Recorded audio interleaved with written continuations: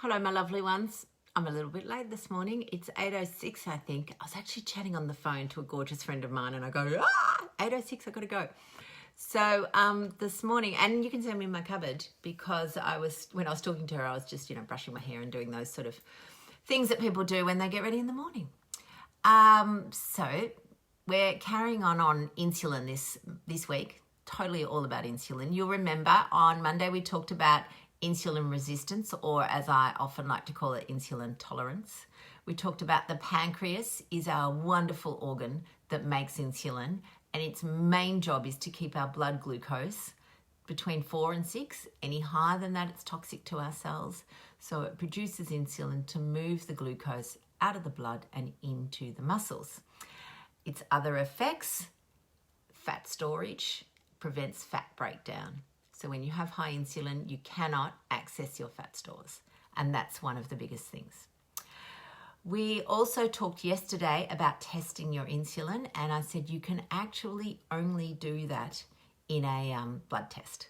Now, one of the things I want to just remind people, if you've been low carb for more than, say, a month, then I do not recommend a glucose tolerance test.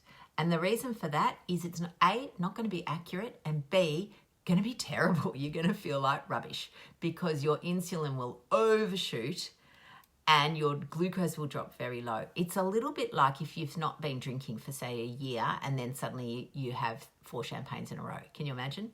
Your brain goes, ah.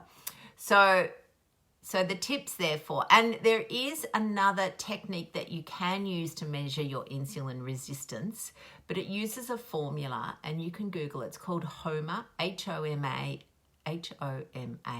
hyphen IR. And it involves putting some numbers in. And most of the HOMA formulas are using the American measure for glucose, which is, deciliters or something or other. It's I must say, that sort of thing just blows my mind a little bit, and I go, oh, it's all a bit hard. But if you're a science brain and you want to look at it, definitely you can put your fasting glucose in there and your fasting insulin, and it will give you put it into the formula and it'll give it to you. Anyway, enough of all of that. What I also want to talk to you today about is salt. Now, so many people, we talk when we go on a low carb lifestyle, we're going, have plenty of salt, buckets of salt. And the reason we say that is that glucose, when glucose is stored in muscles, it's converted to glycogen. And for every molecule of glycogen, you also have some water. And so the first thing that happens when you go onto a low carb diet is the glycogen is depleted from the muscles and you have a huge electrolyte shift, which is why people sometimes feel terrible. They get aching muscles. And, it's called keto flu. It doesn't have to be called that. You can get it from not even doing, keto. It's really just that transition phase. We call it the transition phase. So the management of that is to add in electrolytes, both magnesium, potassium, and sodium. So you can do magnesium with some tablets or powder. And salt, salt's just salt. I use a mixture of, I use sort of pink salt on my food because I like the flavour, but also light or heart salt has both potassium and sodium in it. Now, this is part of the reason why people's blood pressure returns so beautifully. One of the other things to note is that there are a bunch of medications, reasonably new, called SGLT2 inhibitors, known as medications like Jardiance, Forxiga, other brand names, a few others. What they do is they get your body to wee out glucose. And they have extremely good effects for type 2 diabetes and cardiac disease, because when you wee out your glucose, you wee out your salt. And when you wee out your glucose and salt, your blood measurements are better, and things like blood pressure is better. Now, here's the kicker, right? You can get exactly the same effect doing a low carb lifestyle without the potential side effects, because I'm telling you, these medications do have side effects and they are potentially risky, very risky. So people going into surgery have to stop their medication because they can go into something called ketoacidosis. So our passion at Real Life Medicine is to be able to help people manage their health conditions using lifestyle. So we're certainly not anti-medication, but if you can do a lifestyle change permanently, because that's the key, and avoid medications, then that's wonderful. Because medications, whilst they're okay, and in some cases life-saving, also have side effects and drug interactions. So the risk of something like polypharmacy, which just means lots of medications, there's studies or stats or tables or whatever you call them, indicating that people die from polypharmacy, that patients have what we call morbidity, which is just like, hospital admissions or illnesses or side effects all combined. So in my mind, if we can optimize health with lifestyle changes, then that's gold.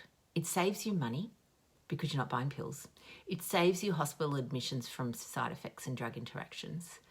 And honestly, saves your life. So, that's pretty valuable in my mind.